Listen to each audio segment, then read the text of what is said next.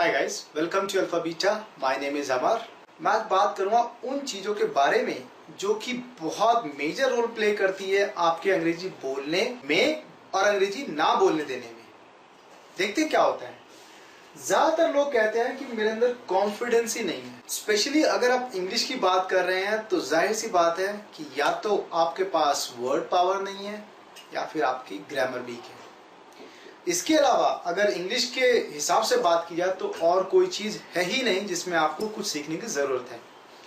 या तो आपके पास बोलते समय वर्ड्स कम पड़ जाते हैं, आपको कुछ बोलना होता है बट उसके लिए आपके पास वर्ड्स नहीं होते और जिसकी वजह से आप बोलते बोलते भी रुक जाते हैं। सेकंड थिंग, आप टेंसेस में वीक हैं। आपको पता होता है कि मुझे ये सेंटेंस बोलना है और जब आप बोलने जाते हैं तो आपको पता नहीं होता कि ये किस टेंस में फॉर्म होगा और उसको मैं किस तरह से बोलूं। यानी कहीं ना कहीं आप टेंसेस के अंदर वीक हो रहे हैं या वीक हैं। अगर हम इंडिया की बात करें तो ज्यादातर लोग, मैं एक अनुमान लगा के बात कर सकता हूं कि 90+% लोगों को अंग्रेजी आती है, क्योंकि सरकारी स्कूल में भी छठी के बाद 6th स्टैंडर्ड के बाद अंग्रेजी पढ़ाना शुरू कर देते हैं और 10th तक आने तक 12th तक आने तक उनको अंग्रेजी की नॉलेज हो जाती है। बट बोलने में प्रॉब्लम कहाँ है? बोलने में प्रॉब्लम सिर्फ इस वजह से आती है कि कॉन्फिडेंस नहीं है कि हमने जो पढ़ा है, जो मुझे आता है, वो मैं सही तरह डिलीवर कर पाऊंगा। सबसे बड़ी प्रॉब्लम यहाँ पर आती है। कॉन्फिडेंस इसीलिए नहीं आ पाता क्योंकि आप या तो वर्ड्स के नाम पे थोड़ा सा हिचकिचाते हैं या फिर आप ग्रामर सोचते हैं कि ग्रामर में मैं कहीं ना कहीं गलत बोल जाऊंगा। कोई बात नहीं, मैं सॉल्यूशन की बात करता हूँ। वर्ड्स की अगर हम बात करें तो डेली यूज में होने वाले वर्ड्स जो हैं वो मैक्सिमम 600 से 800 वर्ड्स होते हैं, जो हमने मेंशन भी किए हैं वर्कबुक के अंदर। वर्कबुक फ्री में अवेलेबल है, कोई भी डाउनलोड कर सकता है। कोई जरूरत नहीं है आपको एक कोर्स खरीदने की। आप पहले डाउनलोड कीजिए, सारे वर्ड्स याद कीजिए और वो वर्ड्स ऐसे हैं, I can bet on it, कि आपने कहीं ना कहीं रोज सुनते होंगे आप। बट जब आप सेंटेंस फ्रेम करने की बात आती है तो वर्ड जुबान पे नहीं आते हैं। सेकंड थिंग होती है ग्रामर। ग्रामर एक बहुत बड़ा पार्ट है। कुछ लोग कहते हैं कि ग्रामर सीखने की जरूरत नहीं है।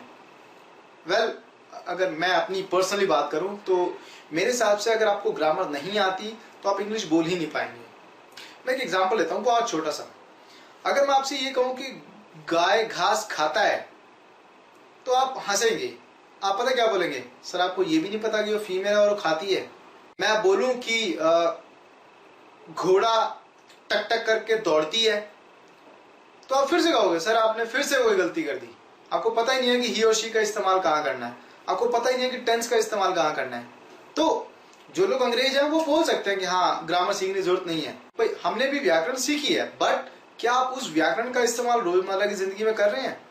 अगर आप कहते हैं कि नहीं हमने स्कूल के अंदर ही सारी हिंदी पढ़ी है, तो एक बात बताइए, उन लोगों क्या जो अनपढ़ नहीं, वो भी तो हिंदी बोल रहे हैं, वो भी तो आपकी ऐसी हिंदी बोल रहे हैं, राइट? तो मेरा कहने का पॉइंट सिर्फ ये है कि जो जिनकी भाषा ही इंग्लिश है उनको ग्रामर सीखने की जरूरत नहीं है। बट आपकी भाषा नहीं है इंग्लिश, राइट? इंग्लिश आपकी सेकंड लैंग्वेज है, फॉरेन लैंग्वेज है, तो आपको सीखने की जरूरत है।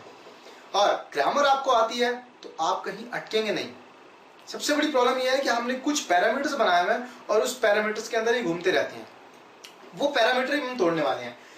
कुछ वर्ड्स 700 से 800 वर्ड ये रेगुलर वर्ड्स होते हैं जो आप रोज फ्रीक्वेंटली इनको देखते हैं। इनको याद करना कोई बहुत बड़ी बात नहीं है। आप फ्रीक्वेंटली अगर उसे एक बार दिन में एक बार देख भी लोगे ना कि ये वर्ड्स ये है, ये वर्ड्स ये है, आपके दिमाग में घर कर जाएगा कि हाँ इन वर्ड्स का मीनिंग ये होता है। ग्रामर कहने के लिए बहुत इंपॉर्टेंट पार्ट है, बहुत ईजी है। अगर आप वर्क बुक में इनिशियल चैप्टर्स को अगर 1 बाय 1 पलटेंगे, आपको रियलाइज हो जाएगा, आप देख पाएंगे, समझ पाएंगे कि ग्रामर सिर्फ 12 लेसन के अंदर सिमट के रह गई है। 12 लेसन कौन से हमारे? जो टेंसेस के शुरू के लेसन हैं। अगर आपको वो समझ में आ गया, आपको कुछ समझने की जरूरत नहीं है। सिर्फ रूल लिखा जाएगा और आप ट्रांसलेट कर लेंगे सेंटेंसेस। ग्रामर इतनी ईजी है, स्पेशली हमारे लिए। तो next, we avoid our problems. अब हमें पता है कि हमारी प्रॉब्लम क्या है, या तो वर्ड्स या ग्रामर। अब दोनों में से एक ही चीज है जो हमारी प्रॉब्लम है, या दोनों चीज हमारी प्रॉब्लम है। तो क्या हम उसको ठीक करने के लिए कुछ कर रहे हैं? क्या हमने कोई सॉल्यूशन निकाला उसका? अगर हम सॉल्यूशन निकाल पाएंगे तो ये अवॉइड हट जाएगा। हम अवॉइड ही नहीं करेंगे। अगर मुझे प्रॉब्लम है कि मुझे वर्ड्स नहीं पता और मैं वर्ड्स याद कर लूंगा तो मेरी प्रॉब्लम सॉल्व हो गई। मुझे पता है कि मेरी प्रॉब्लम ग्रामर है, अगर मैं ग्रामर को सॉल्व कर पाया, ग्रामर सीख पाया, प्रॉब्लम खत्म, हमारा ये पॉइंट खत्म हो जाता है, राइट। नो पार्टनर, एक कॉमन सिनारियो, एक सेंटेंस जो हर स्पीकर बोलता है, एक न्यू स्पीकर बोलता है, मेरे पास कोई पार्टनर ही नहीं है कि मैं इंग्लिश में बोल पाऊं। ओके, तो अगर आपके पास पार्टनर नहीं होगा तो क्या आप अंग्रेजी नहीं बोलेंगे? क्या आप अंग्रेजी नहीं सीखेंगे?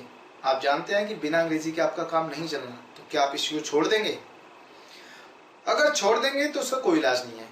अगर आपको लगता है कि नहीं मैं नहीं छोड़ूंगा, तब इलाज मेरे पास है। आपको बताऊंगा कि इलाज क्या कहना चाहता हूं मैं।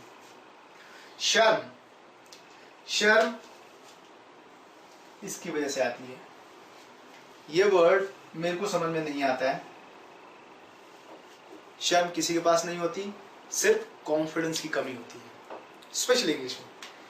अफ्रेड ऑफ पीपल, एक बहुत कॉमन सिचुएशन जहां पर किसी ने 2 सेंटेंसेस बोलने शुरू करे इंग्लिश के, हम वहां से खिसकना शुरू कर देते हैं।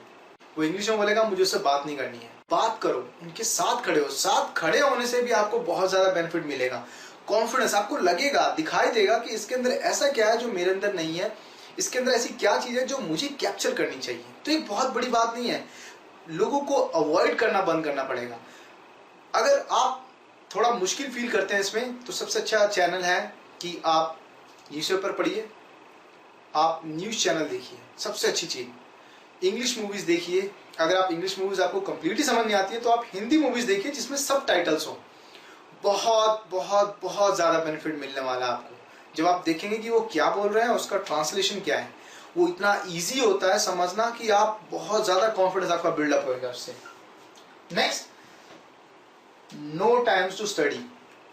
ये बात है सिंपल।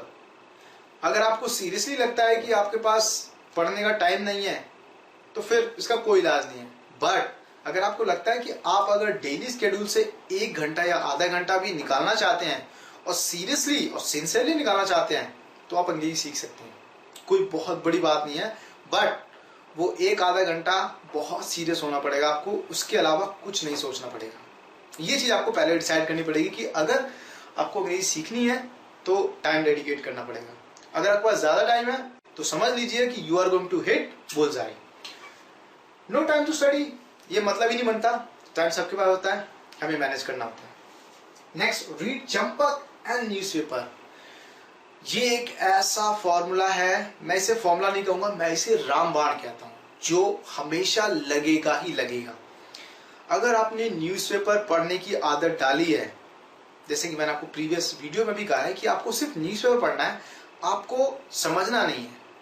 समझना इसलिए नहीं है कि एज ए इनिशियल लर्नर आपको बहुत सारी दिक्कतें आएंगी in terms of grammar, in terms of words, जिसका इलाज भी हो जाएगा बाद में। बट सीरियसली आपको शुरू में सिर्फ रीडिंग करनी है, सिर्फ रीड करना है, आपके कान को सुनाना है, आपके कान को आपकी आवाज सुनाई देनी है कि आप अंग्रेजी बोलते हुए कैसा लगता है आपको। अकेले बैठिए, शांत जगह बैठिए, अपनी आवाज ही सुनाइए अपने कानों को। आपके कानों को आदत पड़ेगी, आपकी जुबान को बोलने की आदत पड़ेगी, और यहां से आपका आगे बढ़ने का प्रोसेस स्टार्ट होता है। अगर आपको एंजॉय करना है, एंजॉय करने के हिसाब से सबसे अच्छी बुक जो मैं रेकमेंड करता हूं थ्रू आउट इंडिया, मैं सबको रेकमेंड करता हूं कि अगर आप चंपक पढ़ सकते हैं इंग्लिश में, तो इससे अच्छी एक्सरसाइज मेरे हिसाब से कोई नहीं है। क्योंकि चंपक के अंदर आप वर्ड्स भी सीखते हैं, आप टेंसेस वगैरह को भी एक बार ओवरव्यू मिल जाता है आपको। आप देखते हैं जब आप रीडिंग करते हैं, वो बहुत सिंपल लैंग्वेज होती है बच्चों के लिए। और मैं ये मानता हूं कि अगर आप लर्नर हैं, नई चीजें सीख रहे हैं, तो आपको बच्चों की तरह ही सीखना पड़ेगा, क्योंकि बच्चे बहुत सिंसियरली सीखते हैं, राइट। तो ये था हमारा एक कॉमन सा सिनारियो और कॉमन प्रॉब्लम्स जो आप लोग मुझे बताते हैं। ये है मेरा सॉल्यूशन कि आप इसको कैसे ठीक कर सकते हैं। फिर से वही बात, वर्ड्स और ग्रामर सिर्फ 2 चीजें हैं आपको इंग्लिश में बोलने के लिए, और दोनों बहुत आसान है। बट आपको टाइम निकालना पड़ेगा इसके लिए, आपको डिटर्मिन्ड होना पड़ेगा कि नहीं ये मुझे चीज सीखनी है। और आपके लिए बताना चाहूंगा कि we are going to launch an android app और एक सॉफ्टवेयर जो आपकी इस प्रॉब्लम और इस प्रॉब्लम को सॉल्व करेगा। क्योंकि ये वर्ड्स आपको बुलवाए जाएंगे। ग्रामर तो मैं आपको वीडियोस के थ्रू ही सिखाऊंगा।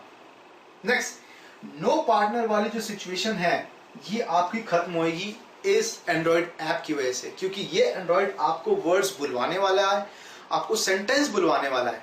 जब आप सेंटेंस बोलेंगे तभी आप आगे बढ़ पाएंगे और आप समझ पाएंगे कि जब आपने बोला है वो कितना सही है कितना गलत है। तो नो पार्टनर जो एक बहुत बड़ी बात थी वो आपकी अब खत्म होने वाली है। ग्रामर तो आप वीडियोस के थ्रू सीख ही जाएंगे, क्योंकि ग्रामर कोई बहुत बड़ी बात नहीं है। 700 से 800 वर्ड्स ऐसे सीख जाना है, कोई बड़ी बात नहीं है। खैर आगे बढ़ते हैं, हम अपने आगे के नेक्स्ट चैप्टर्स पढ़ते हैं। Thank you very much and have a great day.